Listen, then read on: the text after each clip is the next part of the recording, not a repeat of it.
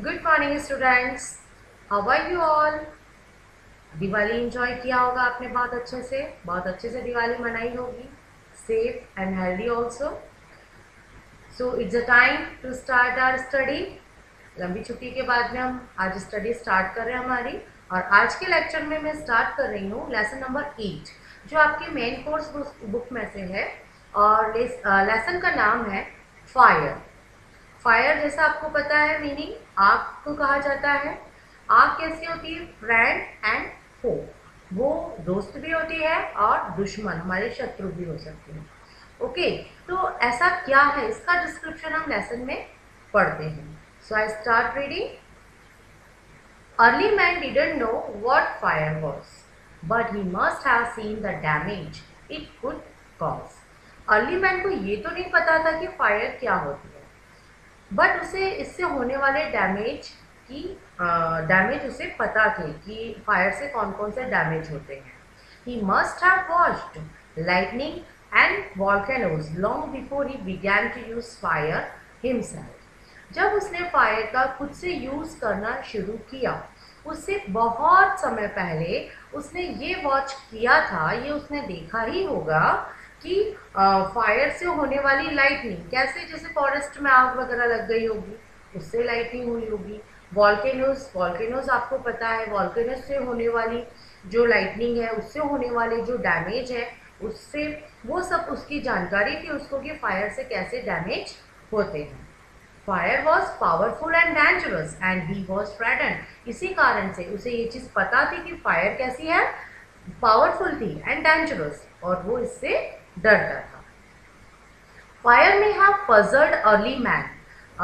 Fire ने हो सकता है कि अर्ली मैन को पजल किया हो, but we now know that fire is the result of a chemical reaction.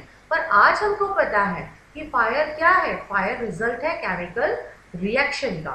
कौन सी chemical reaction? When the oxygen in the air combines with carbon and hydrogen in a fuel। जब fuel में carbon hydrogen के साथ में air कौन सी वाली? Oxygen. जब वो कंबाइन होती है फ्यूल में, और केमिकल रिएक्शन टेक्स प्लेस। इसमें क्या होता है? केमिकल रिएक्शन होती है। Energy in the form of heat and light is release in this process. इसमें क्या होता है? जो एनर्जी होती रिलीज होती है हीट और लाइट के रूप में, that is what we call fire. इसी को हम क्या कहते हैं? फायर कहते हैं। 3 things are needed to make fire। 3 things की जरूरत होती है फायर के लिए। फायर आग कब बनती है? जब 3 चीजें मिलती हैं। कौन कौन सी? Fuel, oxygen and heat. कौन सी 3 चीजें हैं? Fuel, oxygen and heat.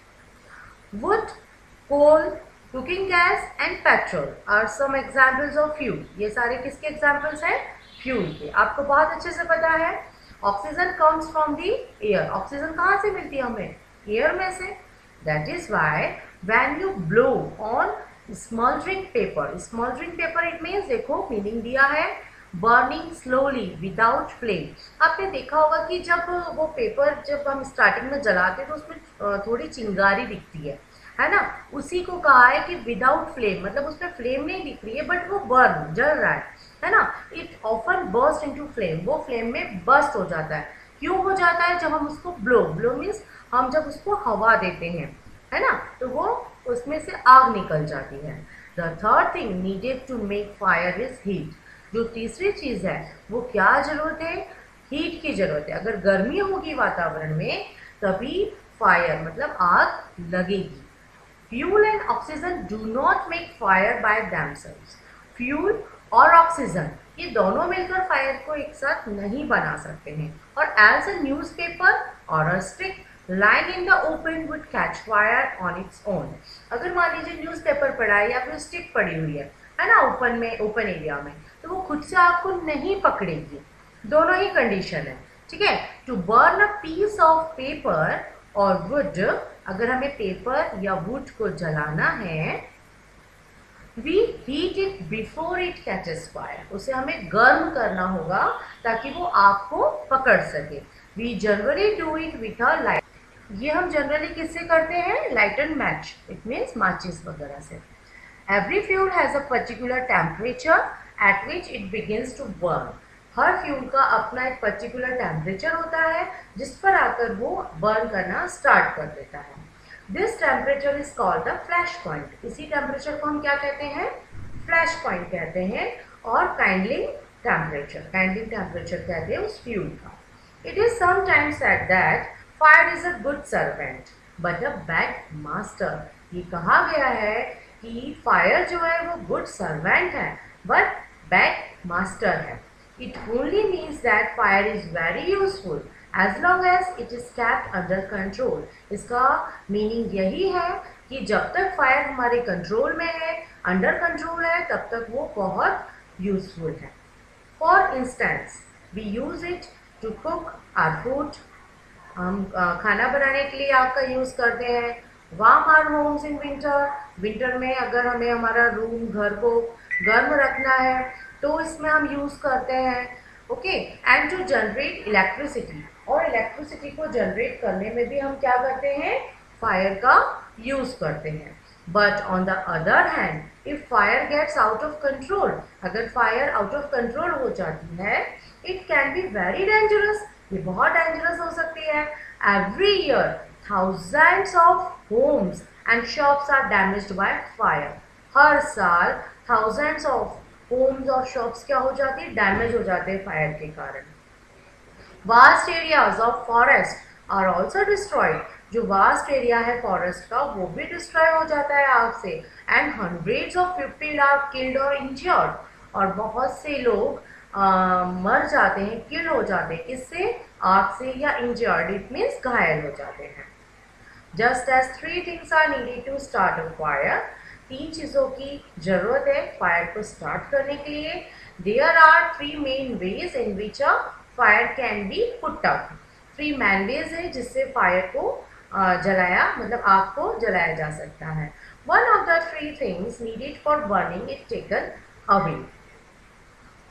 In each one of the 3 things needed for burning it taken away. अगर हमें आग को जलाना है तो तीनों में से एक भी चीज को हम हटा नहीं सकते हैं. For example, we can take away the fuel. अगर हम फ्यूल हटा देते हैं, if the fire has no fuel to feed on, है ना, no burning can take place. आग ही नहीं लगेगी, बर्निंग नहीं होगा. We often let a fire die out simply by not. Generally हम क्या करते हैं? We often let a fire die out simply by not adding more fuel to it. अगर हम उसे more fuel नहीं देंगे तो वो आग और आगे नहीं जलेगी, बुझ जाएगी. The second way of putting out a fire is to prevent oxygen from reaching it. अगर हम जहाँ पर आग जल रही है, अगर वहाँ तक ऑक्सीजन पहुँचाना, अगर ऑक्सीजन वहाँ तक नहीं पहुँचेगी तो आग नहीं जलेगी. No supply of oxygen means no fire. अगर सप्लाई नहीं होगा ऑक्सीजन का तो फायर भी नहीं होगी. Small fires can be put out और smothered with a damp blanket और a sac.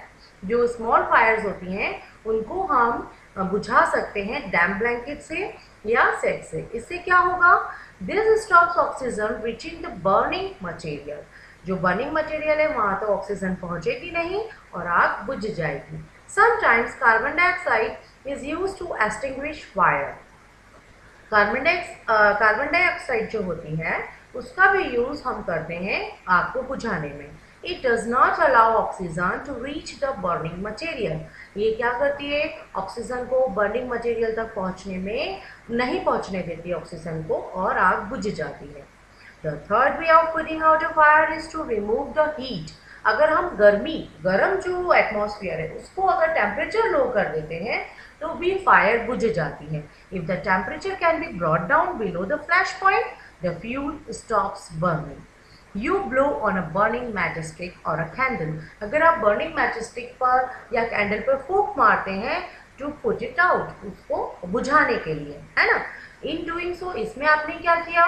You remove the hot air around the flame bringing down its temperature below the flash point. आपने जो वो हॉट एयर थी उसमें आपने blow किया तो उसका आसपास का जो टेम्परेचर था वो लो हो गया, फ्लैश पॉइंट से नीचे आ गया और कैंडल इजीली मतलब बुझ गई.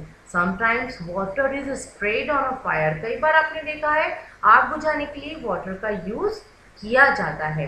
इट एब्जॉर्ब्स हीट, क्यों किया जाता है? क्योंकि ये हीट को एब्जॉर्ब करता है from the burning fuel and lowers the temperature, और टेम्परेचर को लो कर देता है। The blanket of water also cuts of the supply of oxygen, जब पूरा पानी का जब ब्लैंकेट वहां पर बन जाता है तो वो ऑक्सीजन की सप्लाई को भी कट कर देता है, and the fire is extinguished, और फायर क्या होती है? बुझ जाती है। Some fires can not be put out with water. अच्छा, कुछ फायर ऐसी होती है जो वाटर से मतलब नहीं बुझ सकती। क्यों नहीं बुझ सकती? If water is spread on to an oil fire, मान लीजिए आग में अगर तेल में अगर आग लगी है, मतलब ऑयल फायर है, कई बार आपने देखा होगा तेल भी आग पकड़ लेता है ना। अगर आप उस पर वाटर डालेंगे तो क्या होगा? वो आग जो है वो ऑयल जो होता है, आपने देखा है वाटर पर क्या करता है? तैरता है, फ्लोट करता है, तो वो आग जो है पूरे इसमें फ्लोट कर जाएगी।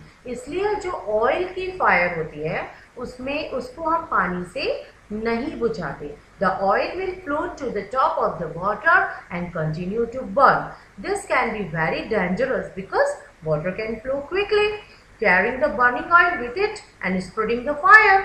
Water should also not be used on fire caused by electric appliances.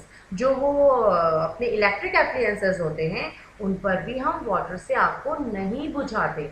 The person spraying water might receive an electric shock and be killed.